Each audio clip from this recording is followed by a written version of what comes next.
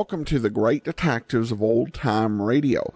From Boise, Idaho, this is your host, Adam Graham. If you have a comment, send it to me, box13 at greatdetectives.net. Follow us on Twitter at Radio Detectives, and become one of our friends on Facebook, facebook.com/Radio Detectives.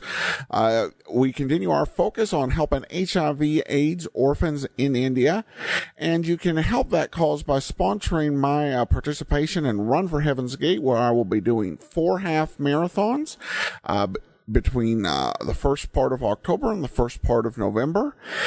You can learn more at heavensgate.greatdetectives.net.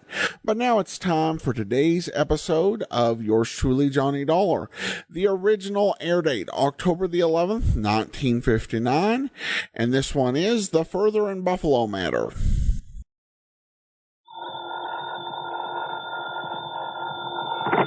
Johnny Dollar. Still there in Buffalo, huh? Yeah. Well? You get my report on the big robbery case out here? Yes. It looks to me like you've done yourself proud again. Only if you're still there, how come your expense account included transportation back here to Hartford? I'm afraid I got a little ahead of myself, Pat. Or maybe just batted a bit before you actually spent the money? Is that it? Yeah, something like that.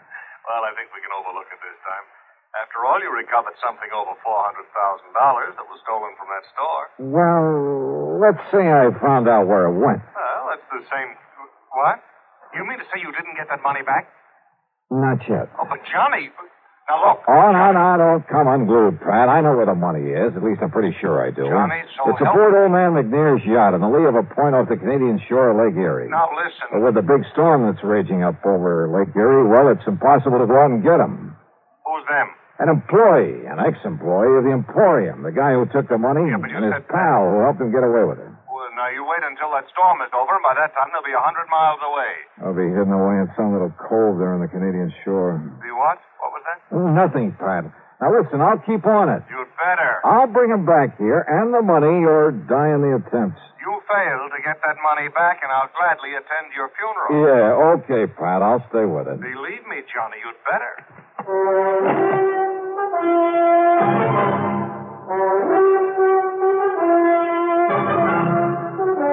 CBS Radio brings you Bob Bailey in the exciting adventures of a man with the action-packed expense account, America's fabulous freelance insurance investigator. Yours truly, Johnny Dollar.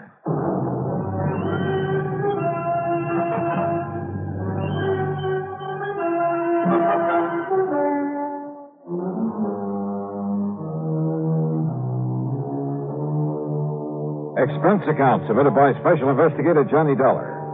To the Universal Adjustment Bureau, Hartford, Connecticut. Attention, Mr. Pratt McCracken. Following is an account of expenses incurred during my investigation of the Further in Buffalo matter.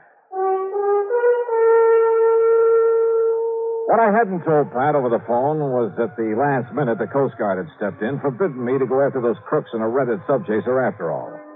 And you know something? Because of that storm, I'm afraid they were right. In spite of the fact I'd already paid for that boat and could only get half of it back. I'll put that down as a credit on this expense account. After all, it's on my American Express credit card. Anyhow, all I could do was sit around my hotel room and wait for the storm to quit. Yeah, sit and wait. Come in. Well, Dollar? Oh, hi, Mr. McNair. So you couldn't go after those criminals because of this storm. Well, sir, just as soon as it lets That's up... no reason for them to get away. Not with my $400,000. $421,216. Yeah, look, Mr. McNair, Quite frankly, that amount of money doesn't mean very much to me. But to coin a phrase, it's the principle of the thing. Yeah, sure. So how can you sit idly here in this hotel and... Well, have you got in touch with the Canadian authorities? Yes, sir. And they can't do any more than we can. Also, there's a kind of ticklish international situation here. What international situation? Well, if by any chance I should be wrong... Be wrong? About what? Well, look, after all, the only evidence against John Harker and his pals so far is the circumstantial kind. I thought you were absolutely certain they took the money. I am, as sure as I can be, until I get my hands on that money. I had all the faith in the world in John Harker. Then you came along and destroyed it. Destroyed it with your theory that he and some friend of his committed that robbery. Mr. McNair. Well, just let me tell you something, young man. You go out there to wherever he is on my yacht, and you find him. But when you do, you'd better also find proof that he stole that money. I'll do everything I can. Because if you don't, if you or anybody else finds out that he is innocent, Dollar, I'll ride you out of Buffalo on a rail.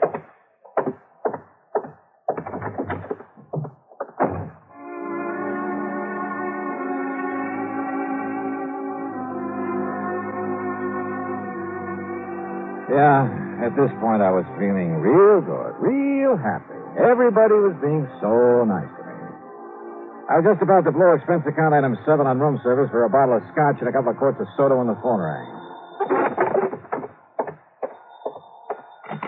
Johnny Dollar. Murphy at the Coast Guard, Dollar. Yeah, Murph. Look, I'm still sorry about having had to stop your chase across the lake, but the old man would have had my scalp. It's all right, Murph. Nothing you can do about it. Anyhow, if you've been following the radio reports on that storm, well, you might have got yourself into a lot of trouble out there. Yeah, I guess so. And you'd never been able to board a yacht in it anyway.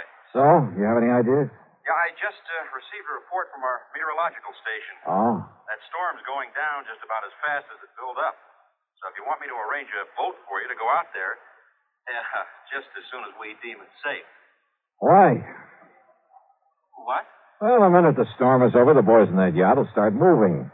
After all, they got $400,000 they've got to stash away somewhere. Oh, yeah, that's true. So by the time I could sail over to where they've been riding out the storm, Lord knows where they could get to. Yeah, but now, Dollar. But now, wait a minute. Yeah, Murph, I just got me a wild idea, wild enough to work. Oh? The storm is breaking up now? Yeah, it's beginning to. Then, mister, by the time that yacht is able to get underway, I'm going to be right on top of those guys. Huh? How, Dollar? Just remember what I said, right on top of them.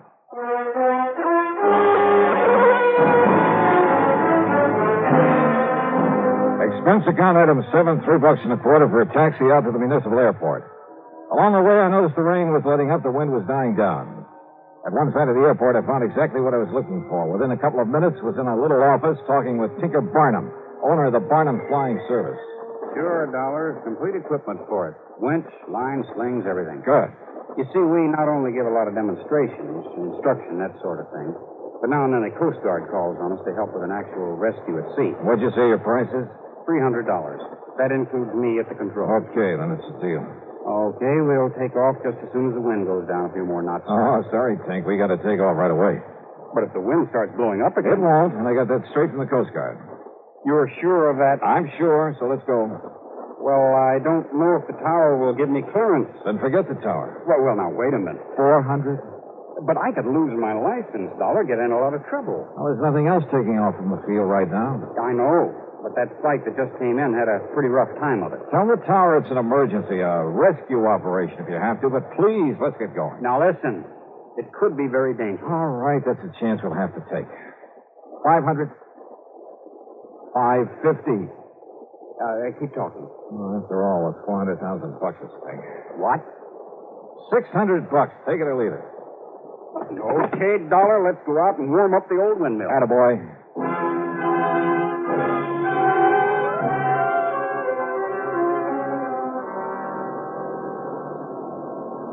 It was my first ride in a helicopter, and, brother, what an introduction.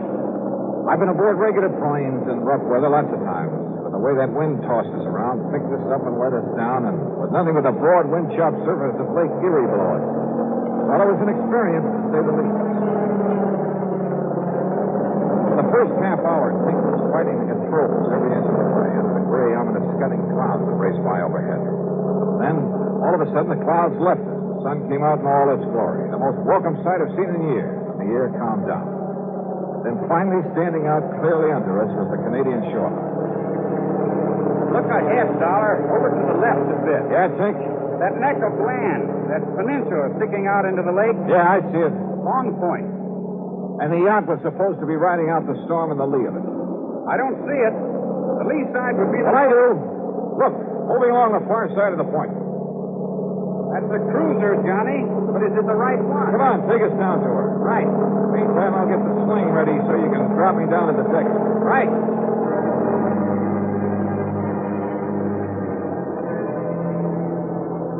I still don't know how Tink figured he could pilot that helicopter and at the same time lower me to the deck of the yacht. That he could handle a winch. But he swore he'd done it before in rescue operations, and he could do it again. He made a couple of close passes, and I was able to identify John Harker at the helm, a tough-looking character standing beside him. So it had to be McNair's yacht. Then I suddenly realized there were not only two of them, but they both knew who I was, knew all about my interest in the robbery. I could be at a slight disadvantage. Sure, Dollar. They'd shoot you dead before you even hit the deck. Think I can't remember when a lie has ever paid off or even worked. I've got to try one this time. Well, listen, we could simply keep a line on them, find out where they go. Yeah? And what happens when this X-beater runs out of gas? Yeah. Oh, well, I can radio the Canadian Coast Guard. No. By the time they get through the necessary red tape to hold those boys and get here from wherever their nearest station is. Yeah, I see what you mean. Okay, then, Johnny, open the door. Use this megaphone. Thanks. Here. I'll hang around over them. Right. Arthur! Arthur! He's cut his power and cupped the hand to his ear. Arthur! This is Johnny Dollar. You hear me? You hear me all right? Wave with your right hand. It's okay. He can hear you. McNair wants you to know the police have found the man who did the robbery. They tracked him down. He waves okay. Yeah. Arthur! They haven't found the money yet. McNair says you will have to cross on the bridge, and the place all the way to Rotterdam. Hey, what was that, Johnny? You get that, Harker? I said that... Look, I'll drop on down there. Stop your engines, and I'll drop down to your deck on a line. You get that?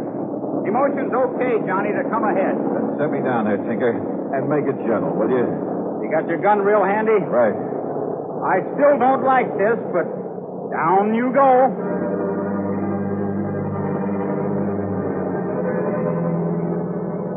Swinging around under that copter, hoping I'd hit the deck of the boat below was no fun. It was a pretty small target, and the yacht was still bobbing heavily. But Tink was an expert, and a couple of minutes later I saw the deck slowly coming up to me. Slower! Slower! Coming down too fast. That's it. That's more like it. Glad to see you, Dollar. Can't you steady that boat a little? Better give me a hand when I get down there. Sure. Don't worry. We'll take care of you. Come on. Get ready to pull the release cord, Johnny. Steady now. Steady. There you go. What a way to make a living. Nice work, Dollar. Let me give you a hand. Thank you. Yes, while Billy here takes your gun away from you. Oh, no, you don't. I got it, baby. Now, just one funny move, Dollar, and I'll pull this trigger. You see what I mean? Oh, yeah. I see. Yeah. Just one funny move. Okay, Harker, now what? You know something, Billy? I think it might be a very good idea for you to pull that trigger anyway. All right, frisk him, Billy. Make sure Dollar hasn't got another gun on him. That's just what I'm doing, baby. Just what I'm doing. And it's all right. He's clean now. What did you take me for, Dollar? A fool? Did you think I'd be crazy enough to believe what you were shouting down from that helicopter, whatever it was? Well, as a matter of fact, Harker, most of it was double talk. And did you think I'd believe that old fool McNair sent you out here? Yeah, that's a laugh. That tight-fisted old All coot. right, shut up, Billy. To that story, the police had gunned down the man who stole the money from the Emporium. Don't make me laugh. You like to see that money before you go, Dollar? Like to run your fingers over 400 G's? Yeah, Billy. Why not? Well, it's all stashed away in that chain lock up for it. But you ain't never going to see. You're never going to see anything anymore. Can I kill him now, Harker? Can I, huh? No, wait. Huh? Stop waving that gun around. That helicopter gets out of sight. Okay, sure. Well, what's it hanging around for? I don't know. Dollar, get below in the cabin. You stay here, Billy, but keep that gun on through the door where that flyboy can't see it if he comes any closer. Sure. Go ahead, Dollar. Why not? Now, you just sit right there on that bunk and don't make a move, you understand? Because all I got to do is pull the trigger in here, and neither your pal up in that chopper nor nobody else is going to know it. Has he gone away yet, Harker? No, he's circling around again. Well, make a sign to him then. Make a sign everything's okay. Go ahead, Harker. That'll set him away. You just keep Dollar under control. Now, don't you worry about him. You just go ahead and signal that chopper. Okay, up there. Everything's okay. Thanks a lot. Thanks a lot. Yeah. Look, you see? I told you not to get rid of him. Yeah, there he goes. And maybe I better start digging up something that'll make Dollar sink to the bottom. What? Well, you know, the lead I'm going to fill him with might not be enough. You see what I mean? Yeah, very funny. Go ahead. Only watch him. He's tricky. I can handle him, baby. Wait. Why, what's the matter? That copter's coming back again. Well, I'll shoot him down. I can hit him. Oh, no, you won't. Then get us underway. Give her the power and get us underway. Then that guy'll know everything's okay. Maybe you're right. I'll try it.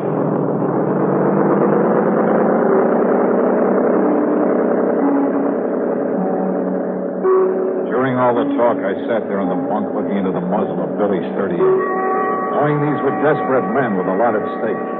That if I made one false move, he wouldn't hesitate to pull the trigger. Even if he took the gun off me for a couple of seconds, there was nothing in reach I could use for a weapon, could even pick up and throw at him. Good work, Billy. Chopper's going away again. I told you so. Can I shoot him now? Can I kill him? I better wait a couple minutes more to make sure. Well, I'll find some chain or something to tie around him and make him sink. In the locker, under that bunk you got him sitting on. Okay. All right now, Dollar. Get off of that bunk and walk up to the front of the cabin.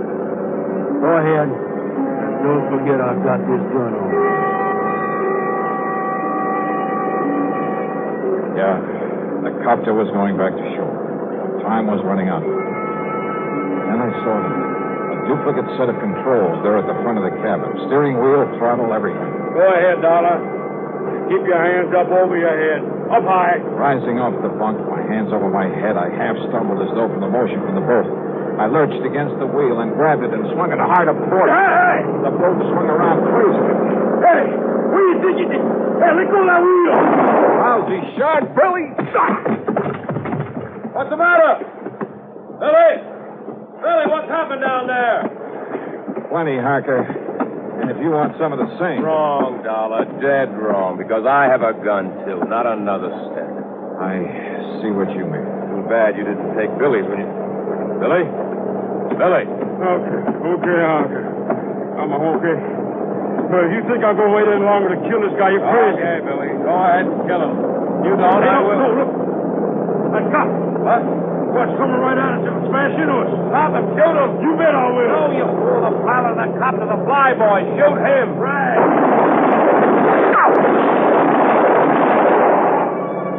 My last chance.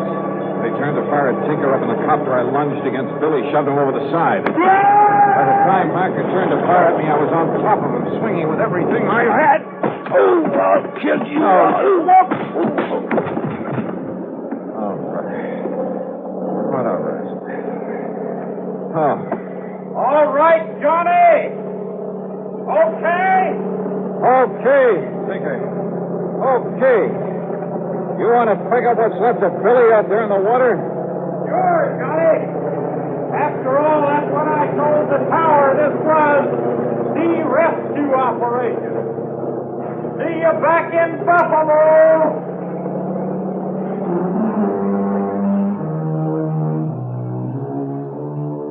Yeah, like Billy had said, the stolen money, all of it, was stashed away in the Ford chain locker.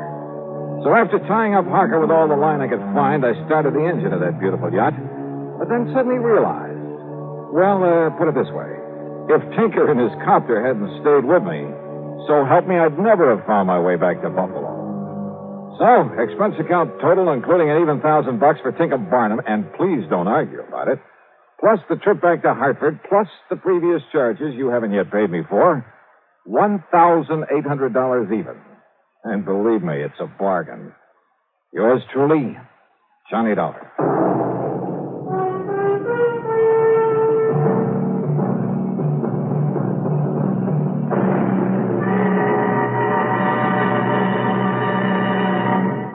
Now, here is our star to tell you about next week's story. Next week, two beautiful girls. One of them a sweetheart, and one of them a killer. Join us, won't you? Yours truly, Johnny Dollar.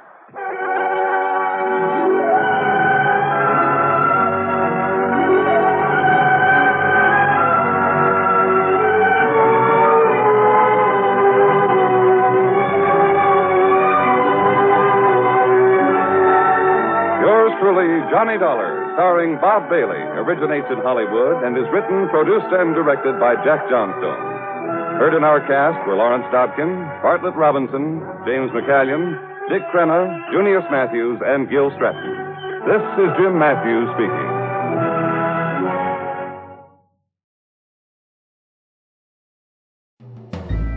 This is Andrea J. Graham, author of the Web Surfer series. Oh, and a Madam's Wife.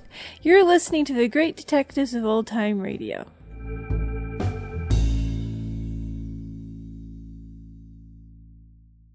Welcome back. Well, it's nice to see Johnny kind of put through some paces. In many ways, it's been a lot of bonuses and fairly good luck so far in previous episodes. This one with a lot of suspicion and people just really on edge because of how much money has been lost. It was definitely a different Johnny Dollar story, and he felt that pressure to get that money back as quickly as possible, which was why he undertook such a dangerous course. All right, well, that will do it for today. If you have a comment, send it to me, box13 at greatdetectives.net. Follow us on Twitter at Radio Detectives and become one of our friends on Facebook. Facebook.com/